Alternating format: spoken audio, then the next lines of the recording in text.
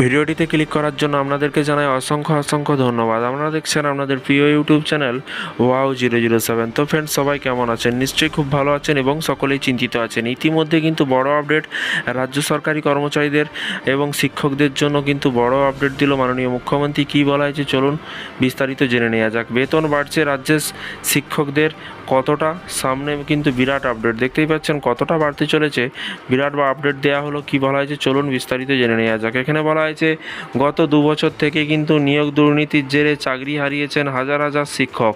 তবে এবার এই সকল টিচারদের জন্য কিন্তু সুখবর। সাম্প্রতিক শিক্ষকদের বেতন সংক্রান্ত মামলায় বড় নির্দেশ দিয়েছে সুপ্রিম কোর্ট, যার জেরে জোর চাপে পড়ছে পশ্চিমবঙ্গ সরকার। এর পাশাপাশি দেখুন বলা হয়েছে যে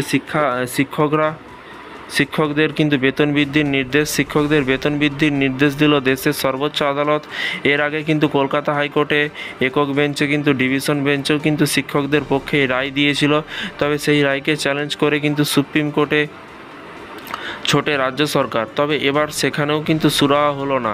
দেখতেই পাচ্ছেন এখানে কিন্তু বলা যায় সেখানেও কিন্তু সুরাহা হলো না। সুপ্রিম কোর্টের নির্দেশ যে স্থায়ী শিক্ষকদের কিন্তু যে ন্যূনতম বেসিক পে প্রদান করা হয় সেটি দিতে হবে এবং উচ্চ মাধ্যমিক স্তরে চুক্তিভিত্তিক শিক্ষকদের কিন্তু 2002-2003 সাল থেকে কিন্তু চুক্তিভিত্তিক এই সমস্ত শিক্ষকদের নিয়োগ শুরু হয়। এদিকে কিন্তু 2010 সালে এসে কিন্তু রাজ্যের তরফে জানানো হয় যে চুক্তিভিত্তিক শিক্ষকদের ও স্থায়ী শিক্ষকদের মতোই কিন্তু কাজ করতে হবে। তবে একই কাজ করতে হলেও কিন্তু স্থায়ী শিক্ষকদের সাথে তাদের বেতনের ফারাক দিচ্ছে বিস্তর।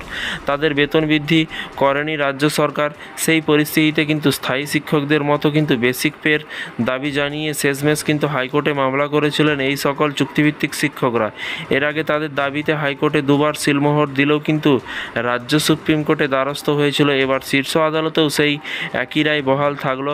বহুদিন থেকে সুপ্রিম কোর্টে ঝুলে রয়েছে বাংলার রাজ্য সরকারি কর্মচারীদের ডিএ মামলা। গত সপ্তাহে 4 মাস পর কিন্তু এই মামলা শুনানি হওয়ার কথা থাকলেও কিন্তু তা হয়নি, জানিয়ে কিন্তু কার্যত হতাশ হয়ে পড়েছেন আন্দোলনকারীদের অধিকাংশ। তবে এবার সর্বোচ্চ আদালতে জয় পেল শিক্ষকরা। তো ফ্রেন্ডস, বিষয়টি বুঝতে পারছেন। এই ছিল আজকে একটি নতুন আপডেট, শিক্ষকদের বেতন বৃদ্ধি করতে চলেছে।